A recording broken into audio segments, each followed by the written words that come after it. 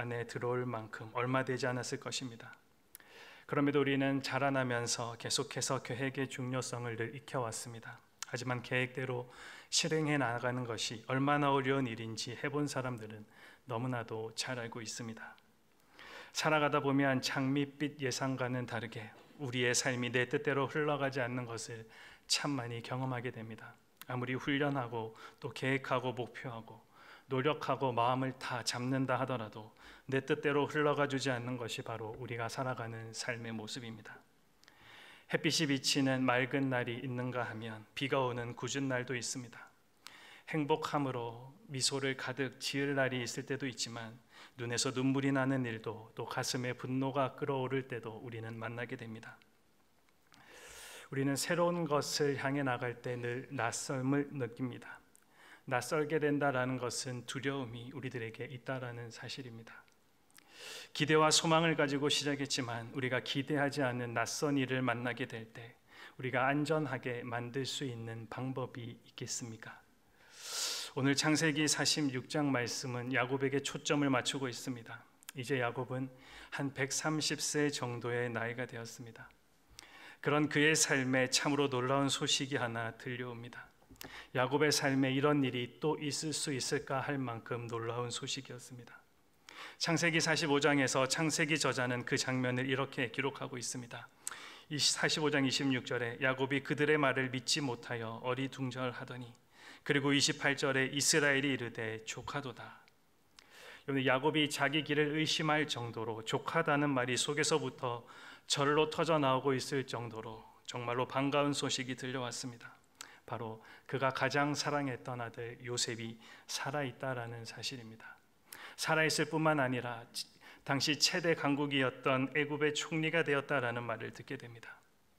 처음에 야곱은 아들들의 말을 쉽게 믿을 수가 없었습니다. 그러나 자신의 눈앞에 요셉이 보내온 그 수레가 증거로 서 있는 것을 보게 되자 그제서야 그것이 사실임을 야곱이 알게 됩니다. 그 기쁜 소식을 들었던 야곱이 어떻게 합니까? 오늘 본문 1절 말씀입니다.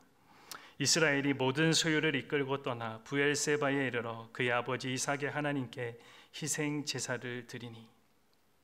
이 짤막한 한 절은 많은 암시들을 담고 있습니다. 우선 본문은 야곱을 이스라엘이라고 부르고 있습니다. 이것이 의미하는 바는 매우 큽니다. 왜냐하면 이스라엘이 하나의 민족으로서 형성되는 그 시작을 이루는 부분이기 때문입니다. 지금 이 이민 행렬은 한 가족 야곱 집안의 이동이 아니라 이스라엘이라는 한 민족의 이동입니다. 성경 저자는 창세기의 1차 독자라고 할 수 있는 출애굽한 이스라엘 민족이 애굽에 살게 된 그 배경을 밝힐 목적으로 야곱을 이스라엘이라는 단어로 표현하고 있는 것입니다. 그리고 부엘세바입니다. 야곱은 요셉을 만나러 애굽으로 가는 도중에 부엘세바에 이르러 갑자기 그의 발걸음을 멈춰 세웁니다. 더 이상 애굽을 향해 전진하지 못합니다.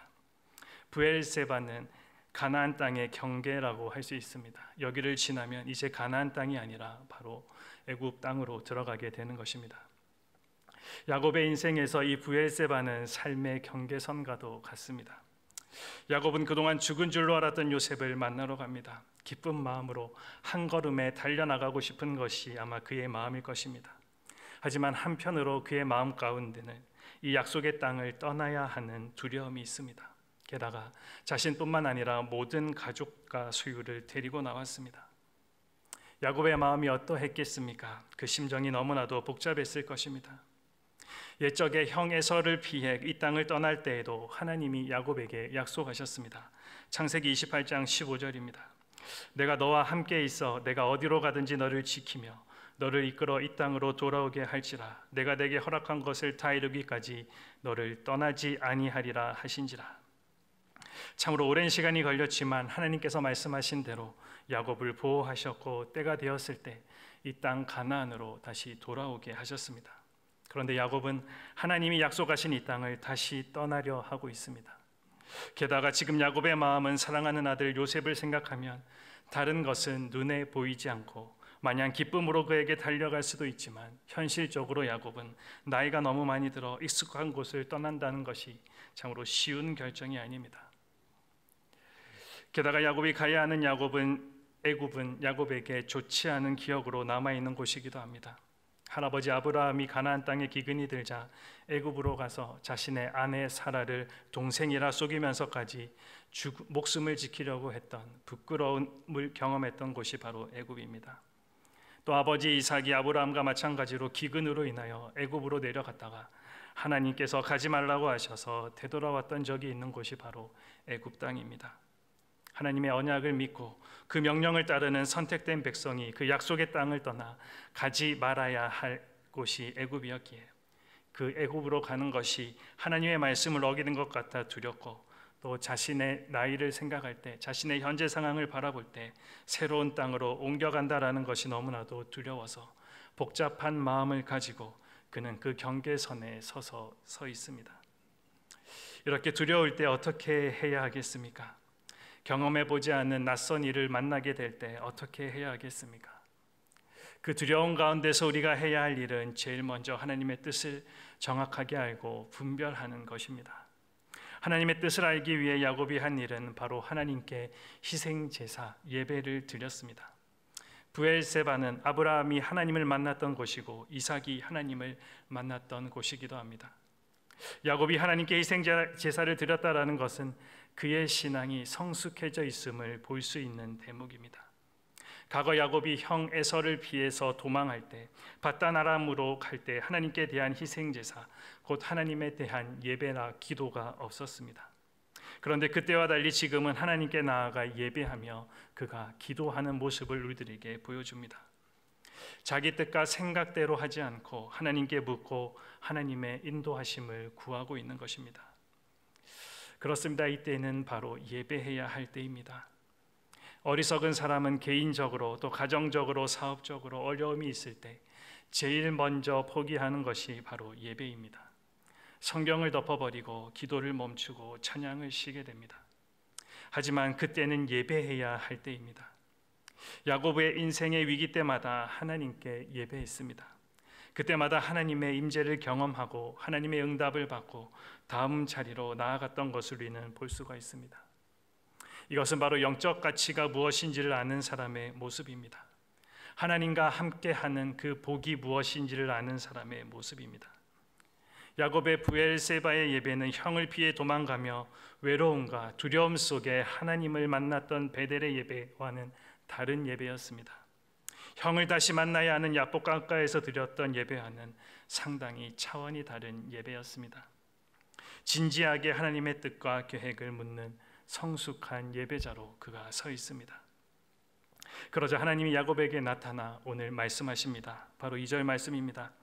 그 밤에 하나님이 이상 중에 이스라엘에게 나타나 이르시되 야곱아 야곱아 하시는지라. 야곱이 이르되 내가 여기 있나이다 하매. 저는 창세기를 읽을 때마다 이 단어가 참 마음에 와닿습니다. 그 밤에라는 단어입니다. 하나님은 늦지 않습니다. 가장 정확한 때에 찾아오신다라는 사실입니다. 과거 야곱이 형 에서를 피해 약속의 땅을 떠나면서 두려움으로 떨고 있었던 바로 그 밤에 하나님이 베델에 있던 그를 찾아오셔서 말씀하셨습니다. 그리고 지금 브엘세바에서 야곱이 다시 약속의 땅을 떠나려고 할 때 하나님이 다시 찾아오셔서 야곱아 야곱아라고 그를 부르고 계시다라는 사실입니다. 그리고 계속해서 말씀하십니다. 3절과 4절에 나는 하나님이라 내 아버지의 하나님이니 애굽으로 내려가기를 두려워하지 말라. 내가 거기서 너로 큰 민족을 이루게 하리라. 내가 너와 함께 애굽으로 내려가겠고 반드시 너를 인도하여 다시 올라올 것이며 요셉이 그의 손으로 내 눈을 감기리라 하셨더라. 하나님께서 자신을 야곱에게 보여주고 계십니다. 그런데 지금까지 보여주었던 얼굴과는 또 다른 얼굴로 야곱을 마주하고 계십니다. 창세기에서 지금까지 나타나신 하나님은 대부분 엘로힘의 하나님이었습니다. 즉 장엄하신 하나님, 그 위엄과 영광이 너무나도 커서 감히 죄인인 인간이 제대로 볼 수도 들을 수도 그리고 알 수도 없었던 너무나도 크고 두려운 엄청난 분이 바로 엘로힘의 하나님입니다. 그리고 또 다른 하나님의 모습은 엘샤다이입니다. 즉 전능하신 하나님, 전능자의 모습으로 나타나셨습니다. 그런데 오늘 본문에 나타난 하나님은 두렵고 장엄하신 엘로힘이 아닙니다. 전능하셔서 멀게만 느껴지는 엘샤다이 하나님도 아닙니다. 우리말로 나는 하나님이라 라고 번역되어 있습니다. 원문에는 하엘입니다. 더라는 단어와 엘은 가십니다. 바로 그 하나님, 내가 바로 그 하나님이다. 너가 나를 이삭의 아버지 하나님이라고 불렀지. 내가 바로 너의 할아버지 아브라함을 갈대아 우르에서 불러낸 바로 그 하나님이다. 아브라함과 함께하고 아버지 이삭과 함께했던 바로 그 하나님이다. 지금까지 네가 인생의 고비마다 만났던 바로 그 하나님이다. 외삼촌 집으로 도망갈 때 너를 만나주던 그 하나님이 바로 나다. 야복 강가에서 너와 씨름하며 내게 큰 민족을 주겠다고 약속했던 그 하나님이 바로 나라고 하나님이 지금 야곱에게 알려주고 있다는 사실입니다. 그리고 더 놀라운 사실은 바로 그 하나님은 저와 여러분이 믿는 바로 그 하나님이시기도 합니다. 우리는 여기서 당신의 백성에 대한 하나님의 그 세심한 사랑을 느낄 수가 있습니다. 천지를 창조하시고 역사를 주관해 가시는 그 하나님으로부터 이러한 사랑을 받으며 살아가고 있는 저와 여러분은 얼마나 행복한 사람들입니까? 그 하나님이 우리의 아버지가 되어 주십니다. 그 하나님이 계속해서 말씀하십니다. 3절에 야곱아 애굽으로 내려가기를 두려워하지 마라. 왜 두려워할 필요가 없다라고 말씀하고 있습니까? 세 가지로 생각할 수 있습니다. 첫째는 이 일은 하나님이 계획하신 일이기 때문입니다. 3절 말씀에 내가 거기서 너로 큰 민족을 이루게 하리라 라는 구절이 있습니다. 하나님이 아브라함 때부터 약속하셨던 것입니다. 야곱의 자손은 큰 민족이 될 것입니다. 그런데 어디서 큰 민족이 됩니까? 거기서입니다. 바로 애굽에서 그 일이 일어날 것임을 말씀해 주고 있습니다. 그러니 야곱이 애굽에서 내려가는 일은 하나님이 계획하셨던 일이라는 사실입니다. 그러니 너가 두려워할 필요가 없다. 하나님께서 말씀해 주십니다. 두 번째로 하나님이 그와 함께 하시기 때문입니다. 4절 말씀에 내가 너와 함께 애굽으로 내려가겠고 라는 구절이 있습니다. 야곱만 애굽으로 내려가는 것이 아닙니다. 야곱의 가족들만 가는 것이 아닙니다. 하나님이 야곱과 함께 그리고 그의 가족들과 함께 내려가십니다. 그러니 두려울 것이 무엇이 있겠느냐 질문하십니다. 세 번째로 야곱은 이 땅으로 평안히 돌아오게 될 것입니다. 4절 말씀에 반드시 너를 인도하여 다시 올라올 것이며 요셉이 그의 손으로 내 눈을 감기리라. 야곱은 애굽에 내려가서 평안히 죽음을 맞을 것이며 다시 약속의 땅으로 돌아오게 될 것입니다.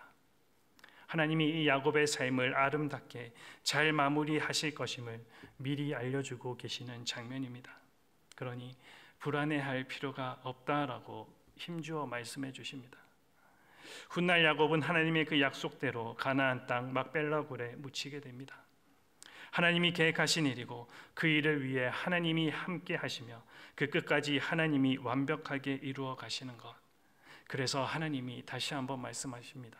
두려워하지 말라. 여러분, 우리도 두려워할 필요가 없습니다. 물론 하나님이 우리와 함께 계시며 그 계획을 이루어 가실 때 삶의 아픔들과 어려움들이 함께 오는 것이 있습니다. 때때로 하나님은 그런 힘든 일들을 우리에게 허락하십니다. 하지만 하나님은 그럴 때도 친히 우리와 함께 하시며 우리 삶의 형편을 살피시고 역사하신다라는 사실입니다. 그것이 우리가 이 땅에서 누릴 수 있는 놀라운 축복이고 은혜입니다. 야곱은 하나님께 예배드렸고 하나님은 그에게 나타나셔서 애굽에 내려가는 일을 허락하셨습니다. 이제는 아들 요셉이 불러서 가는 것이 아니라 자기가 가고 싶어 가는 것이 아니라 하나님이 가라고 하셨으므로 가는 것입니다.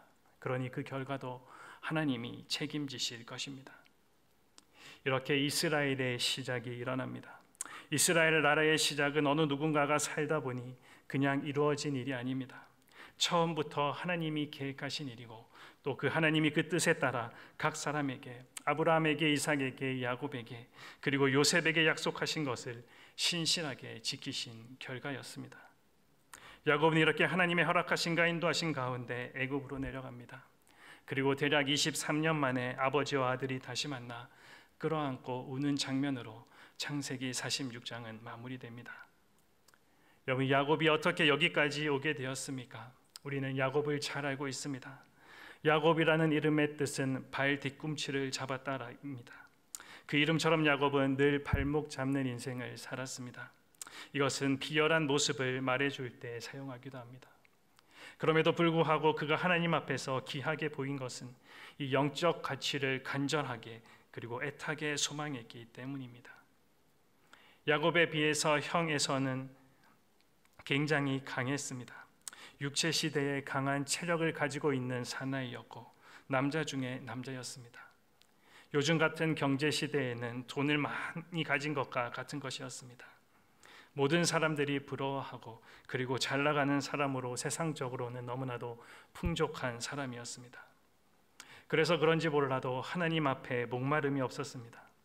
장제의 축복도 팥죽 한 그릇에 팔아버렸던 그였습니다.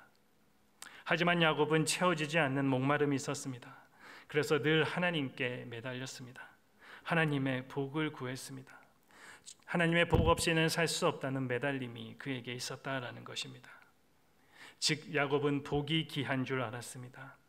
야복 강가에서도 축복해 줄 때까지 포기하지 않았습니다. 이처럼 영적 가치를 안다라는 것은 너무나도 귀중한 일입니다. 복의 가치를 아는 것은 하늘의 지혜입니다. 우리도 자주 야곱처럼 두렵고 낯선 상황들을 만나게 됩니다. 그 상황들을 안전하게 보낼 수 있는 또 다른 방법이 무엇이 있겠습니까? 먼저는 책을 통해서입니다. 책을 통해서 만나지 않으면 두려울 것이 참 많이 있습니다. 우리가 직접적으로 듣고 경험하면 너무나도 황당하고 피곤할 일들이 참 많이 있습니다. 근데 책에서 먼저 들으면 그리 무섭지가 않습니다. 너무나도 무시무시한 사람들, 독특한 캐릭터, 이상한 상황이라도 책에서 만나면 우리는 힘들지가 않습니다. 낯선 것은 무조건 책에서 만나야 하는 것입니다. 그래야 익숙해지고 노련해지고 당황하지 않게 됩니다. 책 중에 책이 무엇입니까? 성경입니다. 우리가 생각지도 못한 낯선 상황을 만나게 합니다. 성경을 통해 우리는 사자굴에도 들어가고 감옥에도 들어가고 노예로 팔리기까지 합니다. 이런 것들을 우리가 어떻게 직접 경험하면서 알 수가 있겠습니까? 성경은 생각지도 못한 낯선 것을 경험하게 하고 또 때로는 이기는 길을 보여줍니다. 그래서 낯선 상황 가운데에서 두려워하지 않고 담대하게 살아갈 수 있도록 우리들에게 만들어줍니다. 하지만 성경을 떠나면 어떻습니까? 세상이 다 낯선 것이 됩니다. 그래서 두려워하고 당황하고 위축되고 결국에는 실패하고 마는 것입니다. 여러분, 하나님의 말씀 성경을 매일매일 묵상하며 살아가고 계십니까? 또 한 가지 방법은 기도를 통해서입니다. 새벽에 기도하는 사람은 그날의 낯선 것을 미리 만난다라는 말이 있습니다. 내가 속을 알 수 없는 사람, 노골적인 대적들, 알 수 없는 음모들 그냥 만나면 감당하기가 쉽지 않습니다. 그런데 기도로 먼저 만나면 그리 두렵지 않다라는 사실입니다. 내 힘으로 안 됨을 알고 하나님의 도우심을 우리는 구하게 됩니다. 이길 힘을 구하고 피할 길을 구합니다. 그러면 더 이상 두려움이 아니라 우리 가운데 확신이 오고 평안이 우리 가운데 생기게 됩니다. 기도 없는 인생은 항상 당황하는 인생입니다. 그리고 두려워하는 인생입니다. 성경과 기도로 낯선 것을 만나보면 하루하루 살아가는 것이 두려움이 아니라 설레어지지 않겠습니까? 야곱은 우리가 생각하는 것만큼 도덕적이지 않았습니다. 인격적이지도 않았습니다. 그러나 그는 영적이었습니다. 가치를 보는 영적 안목이 있었습니다. 그리고 그는 거기에 올인했습니다. 그게 바로 야곱이었고 그래서 우리는 그를 승리자라고 부르고 있습니다. 하나님을 만나면 영적인 눈이 열립니다. 랍비에게 물었습니다. 최고의 가치가 무엇입니까? 첫째도 평안이고 둘째도 평안이고 셋째도 평안이다. 여러분, 최고의 가치는 평안입니다. 천금을 가져도 평안이 없으면 아무것도 아니다라는 사실입니다. 여러분, 눈을 감고 죽도록 고생하는 헛된 삶 살지 말고 영적인 눈을 뜨고 정말로 길지 않는 인생, 가치 있는 일에 집중하며 살아가 보는 것, 그것이 우리의 삶의 목적이 되어야 되지 않겠습니까? 그것이 우리가 사는 길이고 그게 영생으로 가는 길입니다. 여러분, 하나님의 계획 안에는 모든 것이 다 포함되어 있습니다. 정말로 원대한 계획부터 정말로 세밀한 부분까지 하나님이 다 이루어 가십니다.